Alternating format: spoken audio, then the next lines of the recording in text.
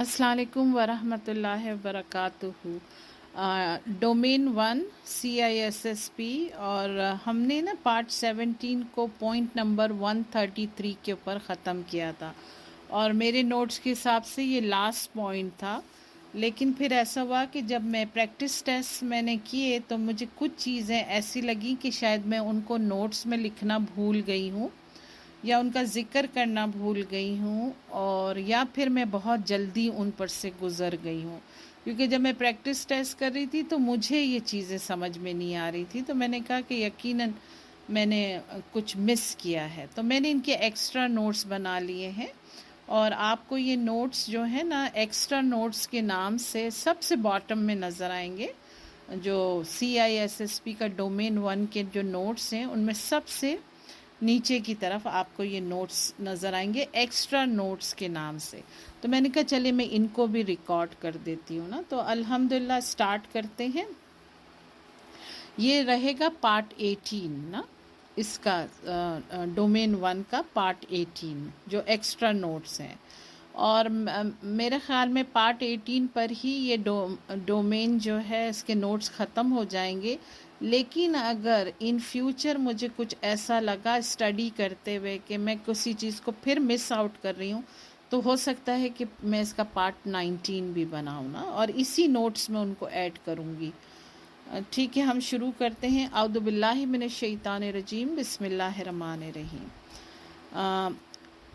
یہ ایک کوشچن تھا کہ US federal government agency has send the flyer to Mike announcing that a new administrative law will affect his business operation. Where should he find the text of law؟ نا mic کو ایک notification آتی ہے کہ بھئی جو US government نے agency نے نا نیو ایڈمنسٹریٹو لاء میں کچھ چینجز لائے ہیں، کچھ نئے لاز بھی بنائے ہیں، تو ہے نا، اور جو اس کے بزنس کو افیکٹ کریں گے، تو وہ ان چیزوں کو کہاں پڑھ سکتا ہے اور کہاں سے جان سکتا ہے، یہ کوشچن تھا نا۔ Where should he find the text of لا؟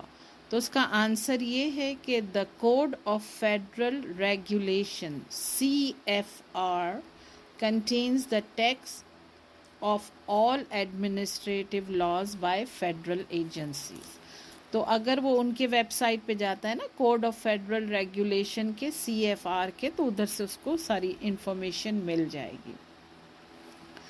پھر اس کے بعد ہے چیف انفارمیشن آفیسر CIO۔ میں CEO کی بات نہیں کر رہی ہوں، CIO is the most effective organizational owner for an information security program۔ یعنی جو انفارمیشن سیکیورٹی پروگرام ہے اس کا موسٹ افیکٹو اونر ہوتا ہے CIO۔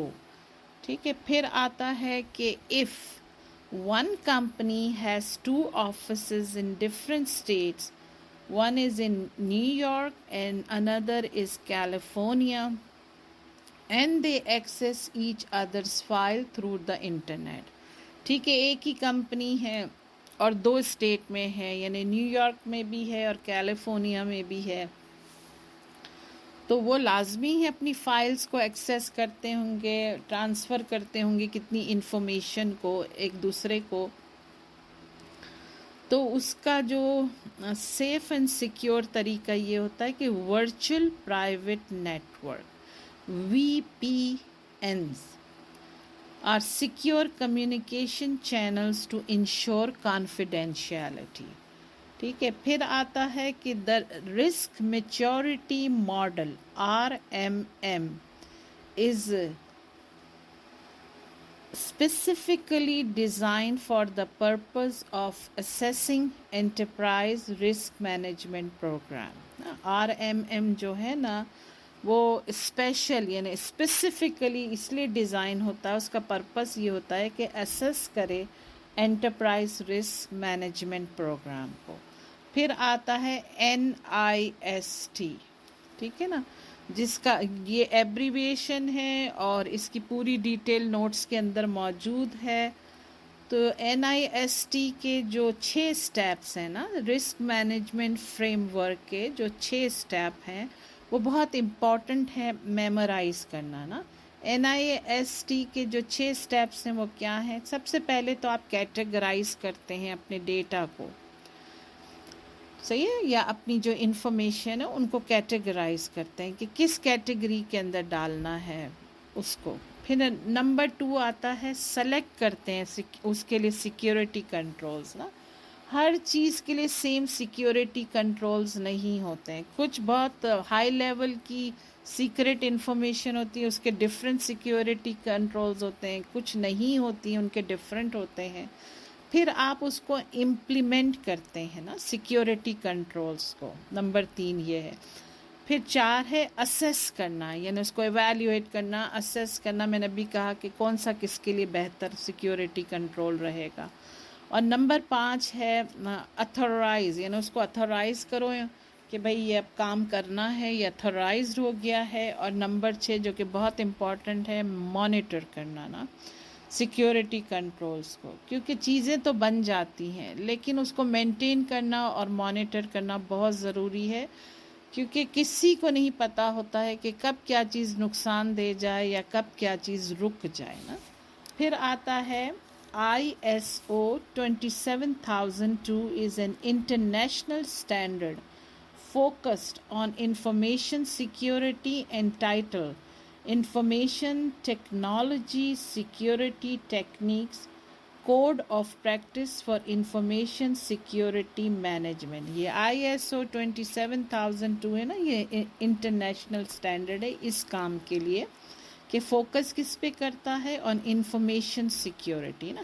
پھر اس کے ٹائٹلز بھی اور کوڈ بھی دیے گئے ہیں نا۔ پھر آخر کا یہ ہے کہ the Gramm Leach Bliley Act, hope میں نے اس کو صحیح پروناؤنس کیا ہو، place strict privacy regulation on financial institution. تو جب بھی آپ کے سامنے یہ گرام لیچ بلائلی ایکٹ آئے GLBA، تو آپ کو یہ اندازہ ہونا چاہیے کہ فائنینشیل انسٹیٹیوٹ کی بات ہو رہی ہے، بینکنگ ہے، دوسرے فائنینشیل انسٹیٹیوٹ ہیں، ان پر یہ لا اسٹرکٹلی یہ پرائیویسی لا ہے، including providing written notice of privacy practices to customers.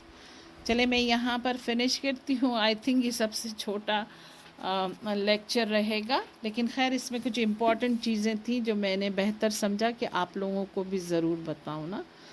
چلیں یہاں پر ختم ہوتا ہے، دعاؤں میں یاد رکھیے گا۔ السلام علیکم۔